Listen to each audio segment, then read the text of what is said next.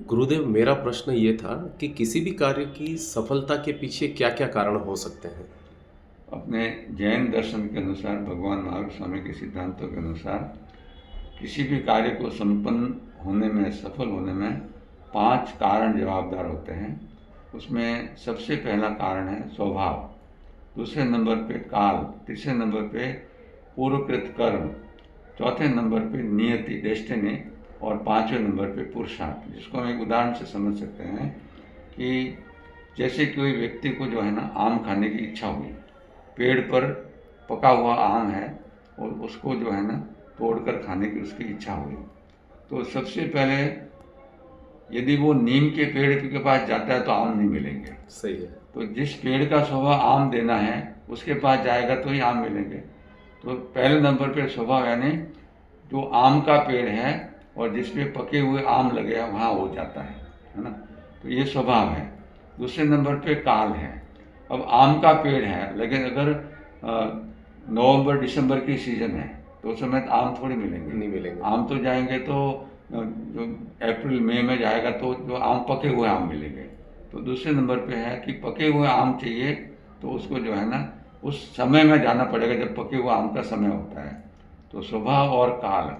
तीसरे नंबर पे है पूर्वकृत कर्म, यानी उस व्यक्ति ने अगर पूर्व में ऐसे पुण्य के काम किए हैं, है ना, तो वो आम के पेड़ के पास जाएगा और आम को लेने का प्रयत्न भी करेगा और उसकी कोई बाधा नहीं आएगी, है ना, वहाँ तक सही सलामत पहुँच जाएगा। अब ये तो पूर्वकृत किया कर्म है। अगर समझो कि वो आम के पेड़ के पास गया और उस समय जो है बगीचे का चौकीदार आ गया और भगा दिया, है ना, तो सही भी है। उसको नहीं मिलेंगे। सही। तो पूर्वकृत कर्म होने चाहिए।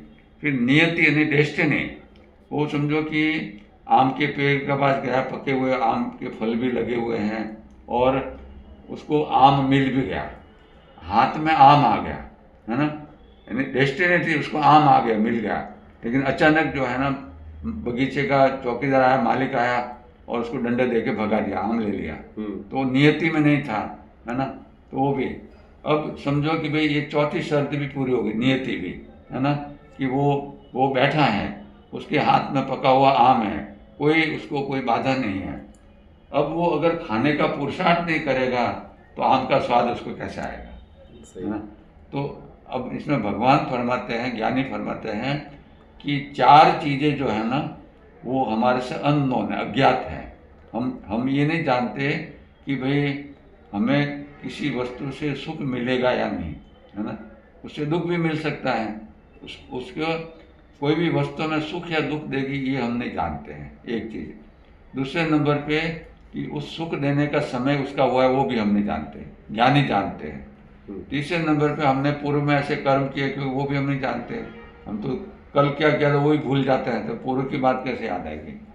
और चौथे नंबर पे नियति कि है ही, है ना, भगवान राम को जो है ना कि भाई जो राजा बनने के लिए उनका राज्याभिषेक की तैयारी थी और अचानक उनको वनवास मिल गया, नियति नहीं थी।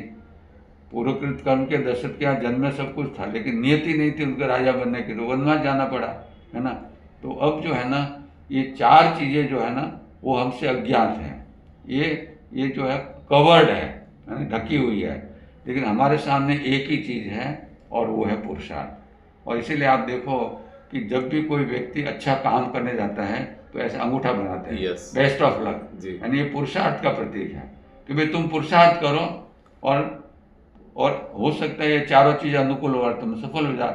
और अगर तुम पुरुषार्थ नहीं करोगे तो चारों चीज़ें अनुकूल होते हुए भी वो तुमको उसका जो है नहीं मिलेगा। तो हमारे यहाँ एकांतवाद नहीं है, अनेकांतवाद है।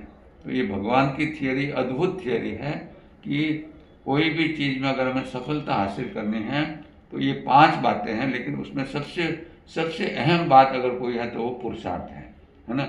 और पुरुषार्थ करने के बाद में अगर नहीं मिले तो हम कह सकते भाई मेरी नियति में नहीं थी, तो हम संतोष धारण कर सकते, दुखी नहीं होते हैं। ये जिन शासन का जो है ना सुखी बनने का उपाय है। आनंद मंगल।